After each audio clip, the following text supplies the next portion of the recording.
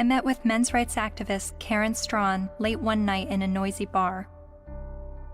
She became well known for her YouTube videos talking about male disposability and other men's rights issues. And she's a honey badger. Part of what I do and what I research and what I think about is the reason psychologically why feminism seems to be such a comfortable, warm blanket emotionally for so many people, men and women alike. And it's so comfortable that it will make them not see things that are right in front of their face. Look at Boko Haram. Hundreds of young girls, fast asleep in their beds, are awakened by the sound of gunfire. Armed attackers have stormed their boarding school and set fire to dozens of buildings. Nearly 300 of them are dragged from their dorm, loaded onto trucks, and carried away deep into the forest. From New York to London rallied yesterday demanding that the terrorist group Boko Haram bring back our girls. It just gets to the core of you, This unconscionable act was committed by a terrorist group determined to keep these girls from getting an education. And what happened in Nigeria was not an isolated incident. It is a story we see every day as girls around the world risk their lives to pursue their ambitions. I mean, you must have heard about that, right? That's being spun as a fundamentalist Islamic group that is so determined to be misogynistic and oppress girls that they want to deny girls an education.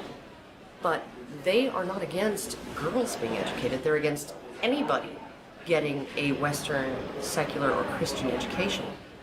The initial attacks, and there were several of them, there were over 100 men killed and 1 woman killed. And the victims were described as people, right, or villagers.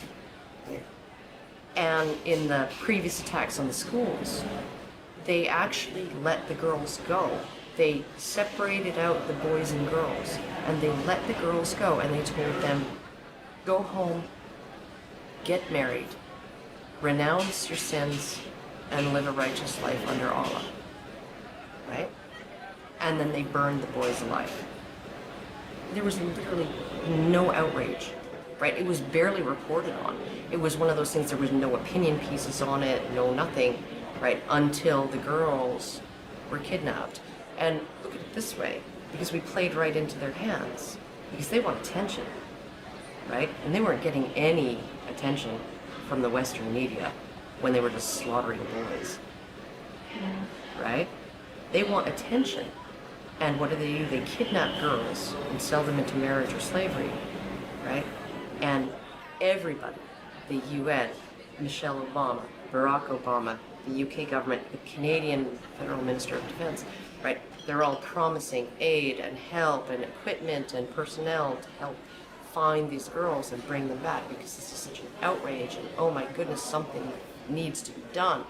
Well, maybe if, like last year, maybe if we did something then, all of these girls would be safe in their dorms right now, right? But we didn't. And the reason why they kidnapped those girls is because we didn't do anything. We didn't pay attention. And they want attention, right? And they know that attacking girls or women is going to get them attention. What are we going to do? Start a campaign, bring back our boys. Oh wait, they're dead. Never mind, right?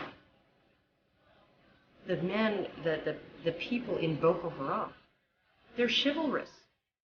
If those girls were boys, they wouldn't be getting education. They'd be dead.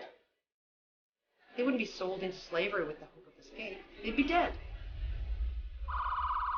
Boko Haram has been fighting for Islamic rule in Nigeria since 2002. Its members have killed hundreds of people.